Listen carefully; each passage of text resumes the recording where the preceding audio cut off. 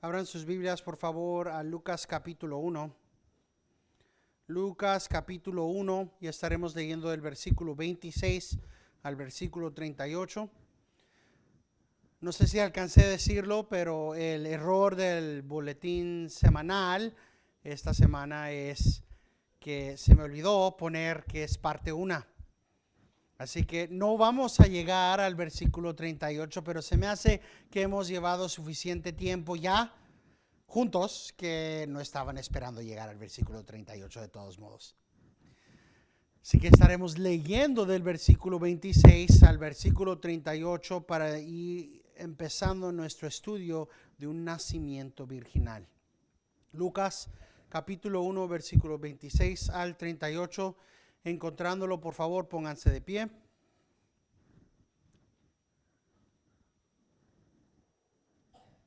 Dice así la palabra infalible e inerrante de Dios.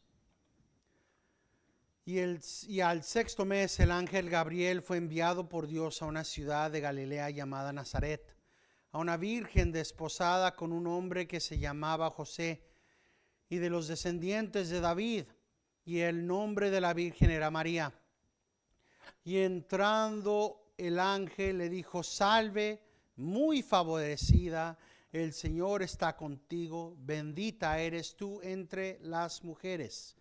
Pero ella se turbó mucho por estas palabras y se preguntaba qué clase de saludos sería este. Y el ángel le dijo: no temas, María, porque has hallado gracia delante de Dios, y he aquí concebirás en tu seno y darás a luz un hijo y le pondrás por nombre Jesús. Este será grande y será llamado Hijo del Altísimo. Y el Señor Dios le dará el trono de su padre David, y reinará sobre la casa de Jacob para siempre, y su reino no tendrá fin. Entonces María dijo al ángel: ¿cómo será esto, puesto que soy virgen? Respondiendo el ángel le dijo: el Espíritu Santo vendrá sobre ti, y el poder del Altísimo te cubrirá con su sombra. Por eso lo santo que nacerá será llamado Hijo de Dios. Y aquí tu parienta Elizabeth en su vejez también ha concebido un hijo, y este es el sexto mes para ella, la que llamaban estéril, porque ninguna cosa será imposible para Dios. Entonces María dijo: he aquí la sierva del Señor, hágase conmigo conforme a tu palabra. Y el ángel se fue de su presencia. Oremos.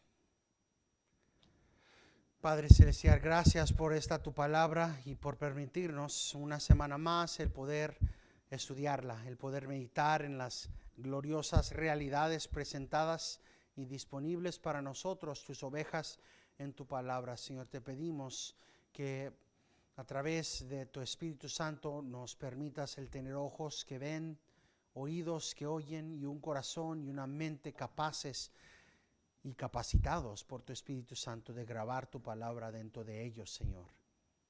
Te pedimos que también permitas que no nada más seamos oidores de tu palabra, sino hacedores para tu honra y tu gloria, Señor. Esto te lo pedimos en el nombre de Cristo, nuestro Redentor. Amén. Pueden tomar su asiento. Visitamos estas palabras cada año en el tiempo de Adviento, cuando celebramos lo que va siendo el Magnificat, el himno de María. Vemos estos acontecimientos y, como hemos hablado anteriormente, tenemos la tendencia de olvidarnos de los detalles que son importantes dentro de la palabra. Lucas tiene para nosotros esta interacción entre María y el mismo ángel que habló con Zacarías. Y terminamos la semana pasada viendo la fidelidad de este hombre que, aún sordo y aún mudo, continuó trabajando. Y cómo habla de eso, de el carácter justo de Zacarías y cómo hemos nosotros de emular eso. Cuando estamos bajo la disciplina del Señor, nuestra primera reacción debería de ser ir a Dios, no huir de Dios. Pero lamentablemente no es la respuesta de muchos que dicen ser cristianos y de muchos que son en sinceridad cristianos. Ven la disciplina de Dios y mejor huyen. Tratan de encontrar la solución en algo más y no en el Padre Celestial. Y es por esto que nuestro Redentor Jesucristo dice que deberíamos de ser como los niños. Los niños, cuando son disciplinados, reciben la disciplina de los padres y van a los mismos para el consuelo. Le das una nalgada y después de que termina la disciplina, ¿qué es lo que viene? El abrazo, la reconciliación.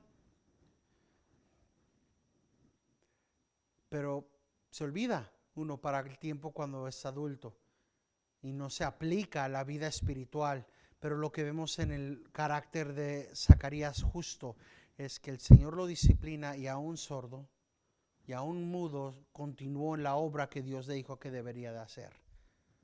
Pasan 6 meses y se ha escondido Elizabeth y el mismo ángel regresa y habla con María y le dice las palabras que son muy comunes para nosotros: salve, muy favorecida, el Señor está contigo, bendita eres tú entre las mujeres.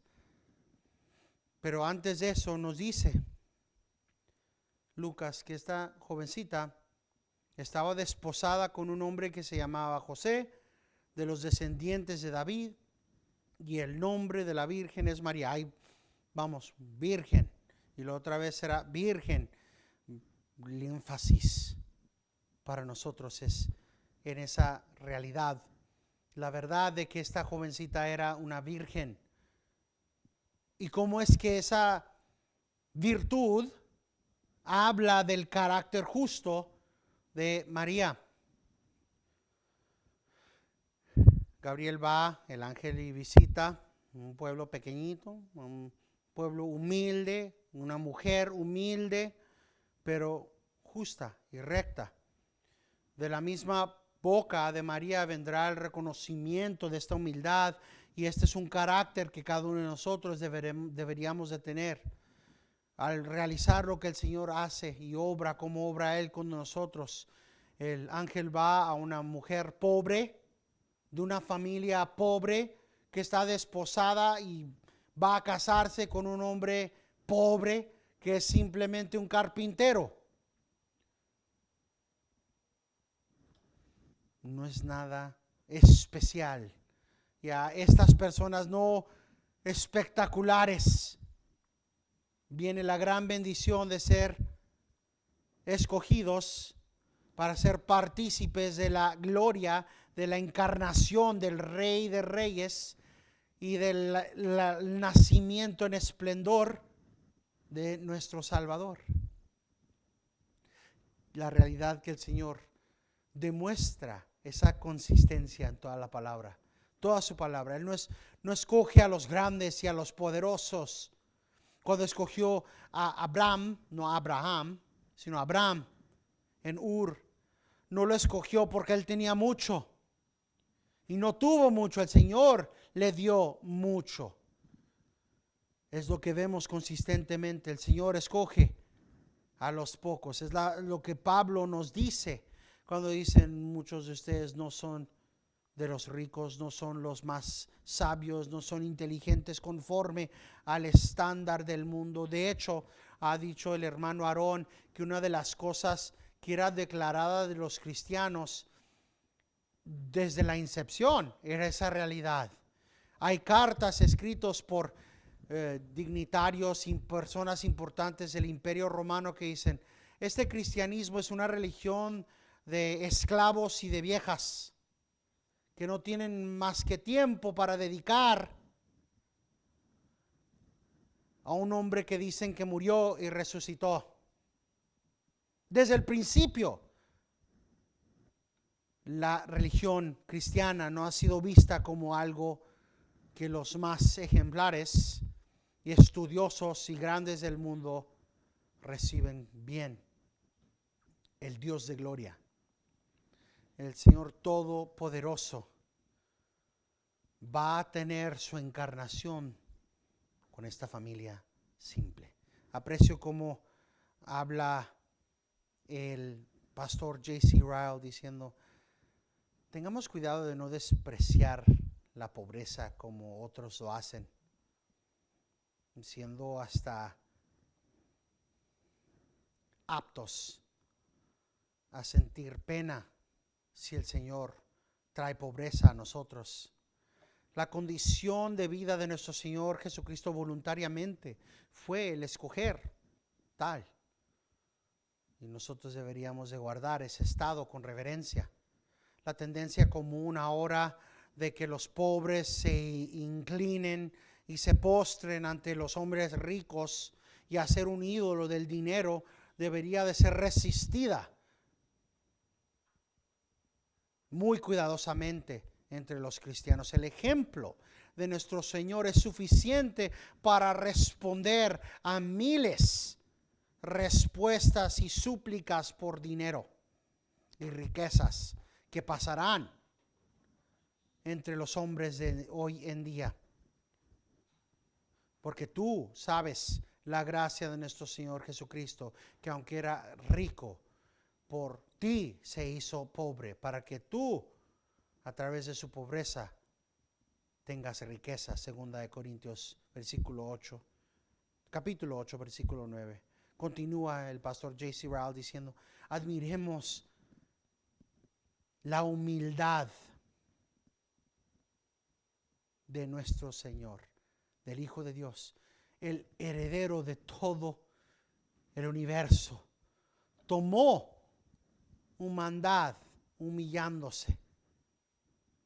Hubiera sido condescensión de Dios el que Él entrara y se encarnara como rey, reinando. Es un milagro de misericordia sobrepasando nuestra habilidad de entender que Él entrara a la tierra como un hombre pobre, odiado, para sufrir y morir. Que este amor nos impida el vivir contrario a Él. Vivamos cada día trayendo a nuestras mentes este precepto. No se ensalcen en mente, pero asociense con los humildes. Hay mucho que vemos en este carácter. Lucas nos tiene estos detalles para que aprendamos, para que tengamos certeza de lo que hemos aprendido, de lo que han sido enseñados. Hemos meditado en la bondad, la humildad de nuestro Señor. Hay himnos escritos uno tras otro que hablan de la humildad de Cristo el humilde. Cristo que vino como pobre. Vamos por un momento a Filipenses capítulo 2.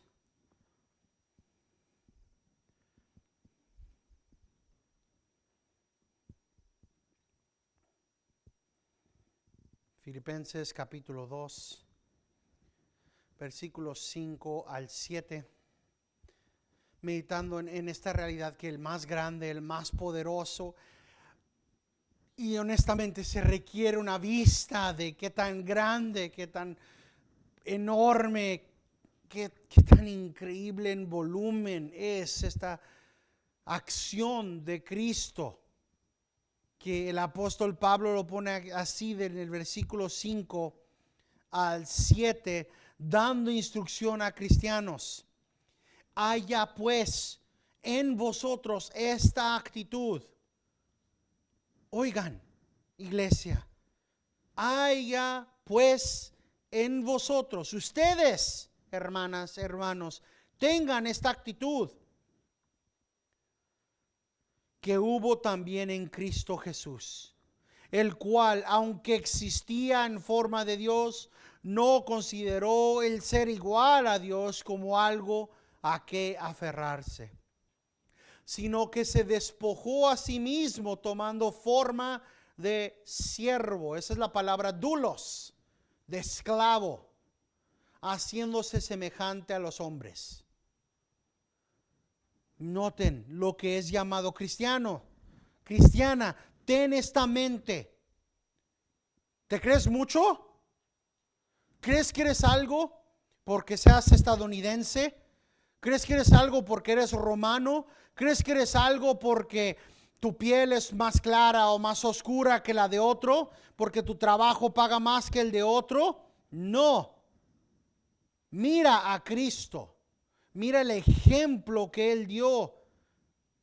Que Él no vio el encarnarse y decir, oye, ¿estamos seguros que esto es lo que queremos hacer? Que me encarne yo, que eternamente desde este punto, cuando sea concebido, hasta la eternidad esté con este cuerpo, que tenga que sufrir, que tenga que tener hambre, que tenga que tener sed, que tenga que sufrir y morir. No hubo eso.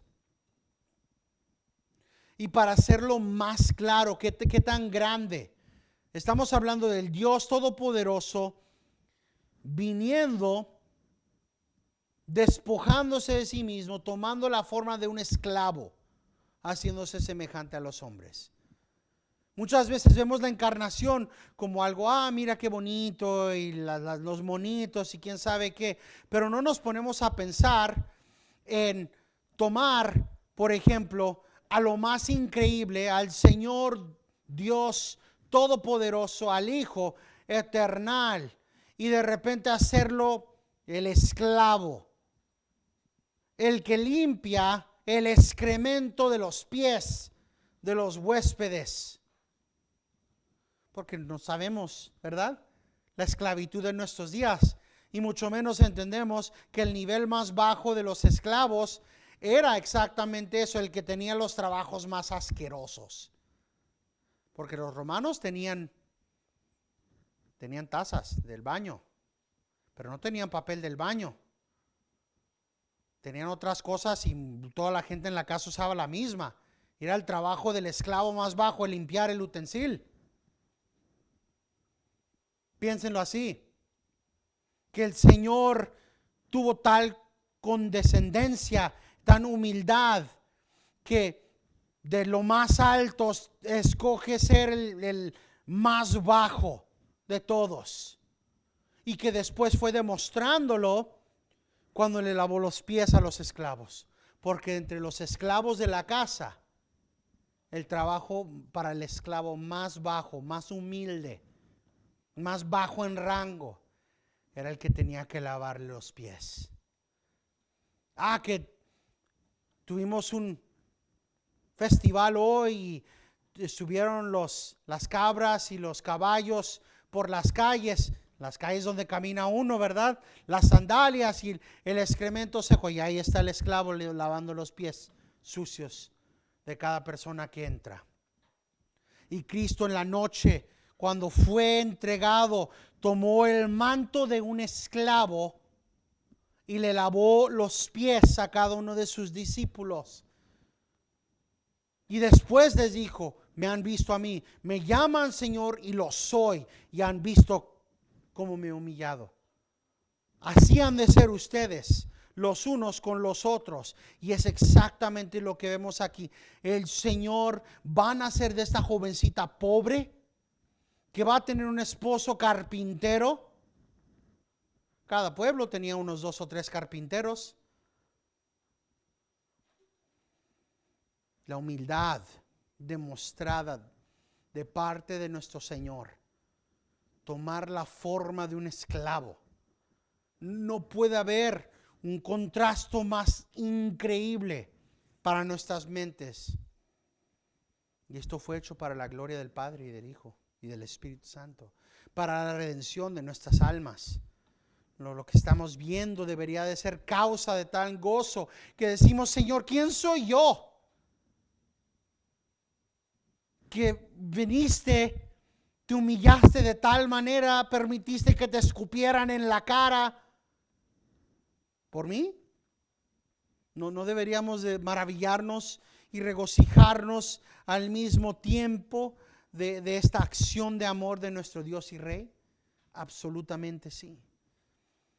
Es por eso que cuando vemos una virgen desposada con un hombre que se llamaba José, de los descendientes de David, y el nombre de la virgen era María. Ahora, ¿cuántas veces vemos virgen, virgen? 2 nada más en un versículo. Y es para que sepamos la realidad del carácter de esta mujer. Y también la verdad que no tenemos en mente cómo funcionan las relaciones bien hoy en día.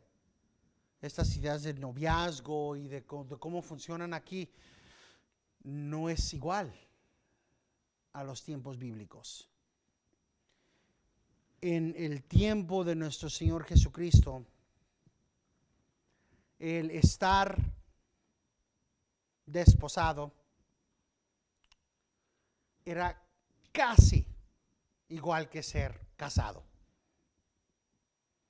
O sea, literalmente que era necesario un divorcio para quebrar esa relación.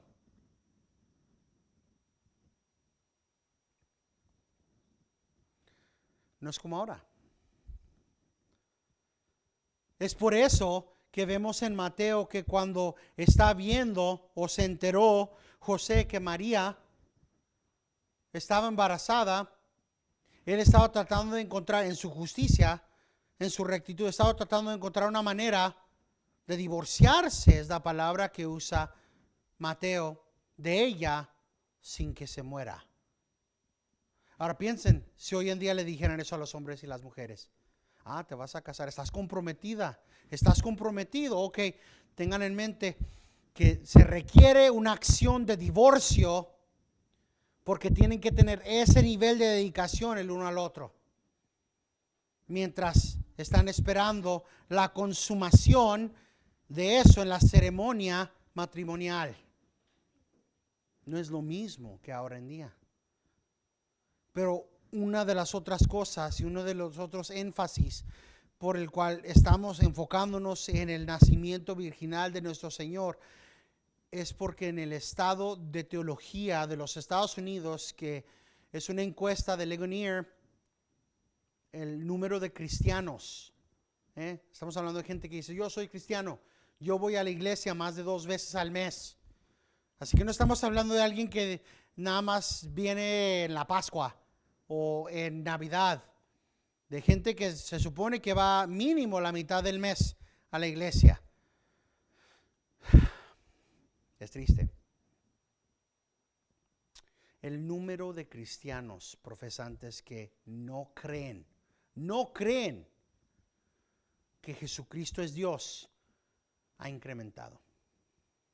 Era 30% de los cristianos en el año 2020 a 43% en el año 2022.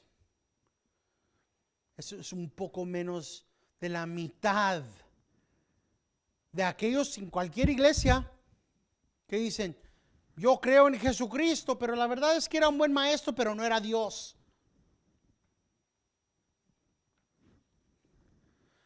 Entren a un cuarto de cristianos y casi con certeza pueden eliminar la mitad como personas que no creen que Jesucristo es Dios. Y eso va directamente a cómo se entienden estos pasajes en las Escrituras. ¿Nació o no nació Cristo de una virgen? ¿Le fue infiel María a José? No. Todo lo que nos demuestra Lucas muestra un carácter justo en esta jovencita. Vemos eso en la plenitud de escrituras que van a salir de su boca y en la sumisión a la orden de Dios. Cuando dice ella, y aquí la sierva del Señor. Hágase conmigo conforme a tu palabra. Pero antes de eso viene la pregunta, ¿cómo puede ser esto? ¿Cómo voy a concebir? ¿Cómo es posible siendo que soy una virgen? Ella se turbó. Estaba absolutamente turbada por la presencia de este ángel y por las palabras que él usó. Ya diciéndole al ángel, esto es lo que va a pasar. No tengas miedo. Concebirás en tu seno y darás a luz a un hijo y le pondrás por nombre Jesús. Este será grande y será llamado Hijo del Altísimo, y el Señor le dará el trono de su padre David y reinará sobre la casa de Jacob para siempre, y su reino no tendrá fin. Ella responde simplemente, ¿cómo es posible? Soy una virgen. ¿Cómo será esto, puesto que soy virgen? Y una vez más, hemos hablado tantas veces de este versículo, de la realidad de que vemos que no hay escape a qué significa esta palabra en el griego. ¿Cómo puede ser esto si no he tenido relaciones con nadie? Esa palabra nos demuestra el carácter de esta jovencita. Dice, ¿cómo es posible? Si yo no tengo a nadie más al que me voy a casar. Lucas no nos da nada más de información del carácter de Elizabeth y de Zacarías como justos, sino también el de José y María. Una virgen desposada a un hombre que se llama José. Vemos este carácter de justicia y de santidad de una jovencita que está en una relación completamente diferente a la del tiempo moderno. Hablamos hace rato de qué es el lenguaje que usa Mateo. Vamos ahí, Mateo capítulo 1. Mateo capítulo 1. Versículo 18. Vemos este carácter de justicia de María y también de José. Vemos su dedicación a esta relación aquí. 18 y 19, Mateo 1, versículos 18 y 19, donde dice la palabra de Dios: y el nacimiento de Jesucristo fue como sigue. Estando su madre María desposada con José, antes de que consumara el matrimonio, se halló que había concebido. ¿Cómo? Porque le fue infiel, porque fue con el vecino. No, por obra del Espíritu Santo. Y José, ¿qué? ¿Su comprometido? Su marido, siendo un hombre justo. Ok, podemos tomar nada más un momento para ver que no se puede escapar lo que la palabra de Dios nos dice, el carácter de ellos. Son justos. No hay infidelidades, no hay trampas, no hay engaños que están sucediendo aquí. Lo que está escrito es para nuestro beneficio, para que podamos tener con certeza estas realidades de la fe. Cristo nació de una virgen, de una jovencita fiel. Y José, su marido, siendo un hombre justo y no queriendo difamarla, quiso abandonarla en secreto. Vemos esa justicia. El matrimonio, el matrimonio no es lo mismo ahora. Aún el estar comprometido, desposados, no es lo mismo hoy en día. Imagínense el nivel de dedicación y de justicia necesario para estar 1 a 5 años. 1 a 5 años o más en este estado, donde básicamente están casados, pero no hay consumación. Mientras el comprometido, el esposo, el marido por ser, que en términos legales es marido, está preparando la casa, está preparando lo que va a ser el banquete y la fiesta matrimonial. Es por eso que cuando tenían la fiesta de bodas en Canaán, había tanta gente. Porque se la pasaban todo ese tiempo, hay todo un borlote en grande.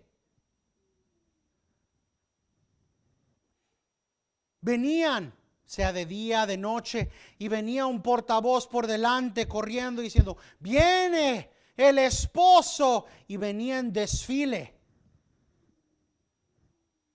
el esposo a consumar, y la gente del pueblo junta se gozaba en este evento y abrían la puerta para empezar la fiesta de bodas y cerraban la puerta después. Sabemos esto de las descripciones de las parábolas de nuestro Señor Jesucristo. Y cómo es que llama que nosotros estemos atentos y listos para cuando venga ese día y nosotros seamos parte de la gran boda celestial. ¿Sí entienden las conexiones? ¿Sí ven cómo es que nosotros estamos esperando la consumación del matrimonio entre Cristo y toda la iglesia de Cristo en el mundo? ¿Y qué significa eso? Hasta entonces no vamos a prostituirnos a los ídolos y a las cosas vanas de este mundo, porque estamos casados como iglesia a Cristo. Nuestra fidelidad es a Cristo, el que nos amó, el que nos compró. Se ha perdido todo esto. Vean por un momento en Hebreos 13. Hebreos capítulo 13. No nada más se ha perdido el punto de vista de el estar desposados, comprometidos. Se ha perdido el punto de vista de el honor de la cama matrimonial. Hebreos 13 versículo 4, sea el matrimonio que honroso entre nada más los cristianos, no, entre todos, y el lecho o la cama matrimonial sin mancilla, sin mancha, porque a los inmorales y a los adúlteros los juzgará Dios.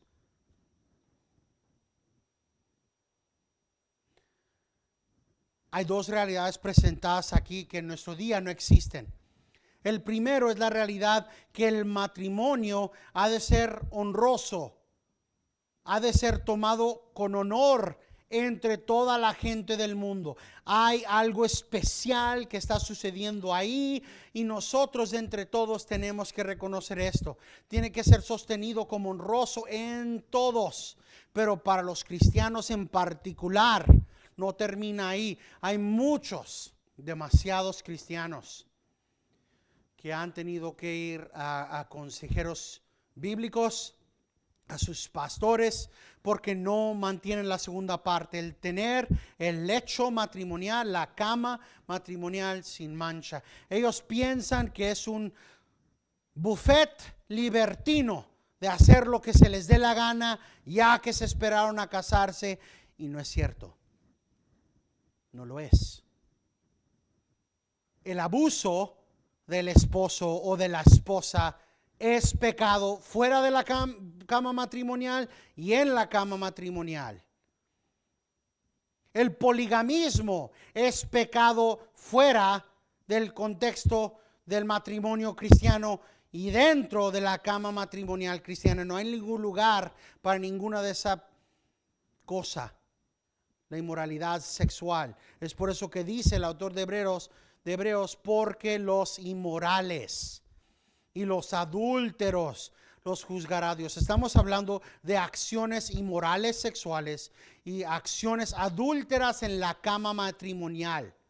Miren, a veces me da un poco de dolor de cabeza al ver la asquerosidad de las cosas que están sucediendo en este mundo. Compartí esta última semana con mi esposa y mi hermana un artículo de periódico del New York Times donde dicen, esta muchacha que se llama Katie está con Alex. Tengan sus manos números, ¿ok? Katie está con Alex. Alex está casado con Ashley. Chris está legalmente con un chamaco que se llama Vine. Y Chris y Vine se echan en cama con Alex y con Ashley juntos. Y Vine también está de vez en cuando con Ashley. Y luego dice, miembros de un grupo de 20 personas llamado un polículo hablan de cómo es que establecen reglas y navegan celos entre sus esposos y amantes en esta comunidad. Esto sucedió. Está sucediendo aquí en esta nación. Un grupo de 20 personas teniendo todo tipo de relación, hombres con mujeres, estos casados con los que no están casados, el hombre casado con 2 hombres. No es la cama matrimonial un libertinaje para hacer lo que Dios ha dicho es pecado. No es permisible para el cristiano el usar la pornografía para empezar sus relaciones matrimoniales o terminar con tal cosa. Pero existe entre cristianos. Hay cristianos que han venido a recibir consejo, no de mí, pero de otros pastores, donde ese tipo de cosas está sucediendo. Mi esposo dice que necesita ver esta película o este programa pornográfico para que podamos empezar a ser íntimos. Sea el matrimonio honroso en todos y el lecho matrimonial sin mancha, sin mancilla, porque los inmorales y los adúlteros los juzgará Dios. El matrimonio no está sostenido en honor entre los cristianos. Una sociedad que permite y llama lo que no es matrimonio, matrimonio. Una sociedad cristiana que ha perdido la vista del matrimonio como una unión santa, un pacto entre un hombre y una mujer, entre los dos en los ojos de Dios. No se aseguran que el lecho matrimonial esté sin mancha en ambas situaciones. Matrimonios modernos, mundanos, y matrimonios entre aquellos que dicen ser cristianos. Hay todo tipo de pecado. Los cristianos no están haciendo lo que la palabra de Dios dice.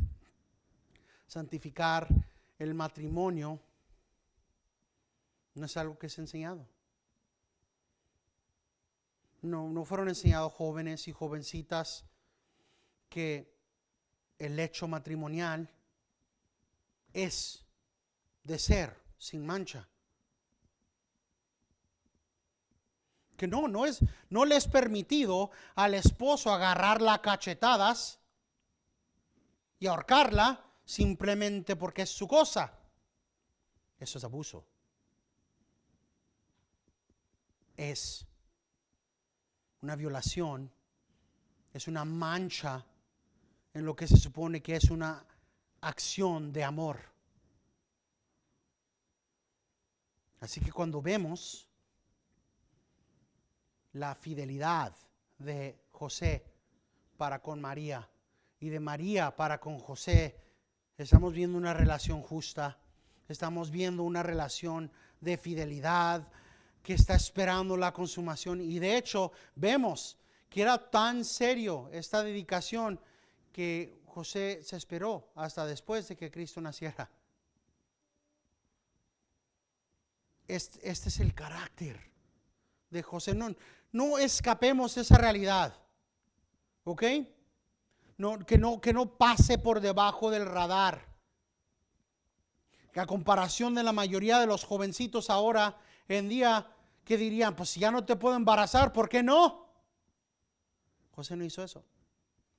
Mantuvo su integridad ante el Señor y continuó laborando. Y actuaba justamente.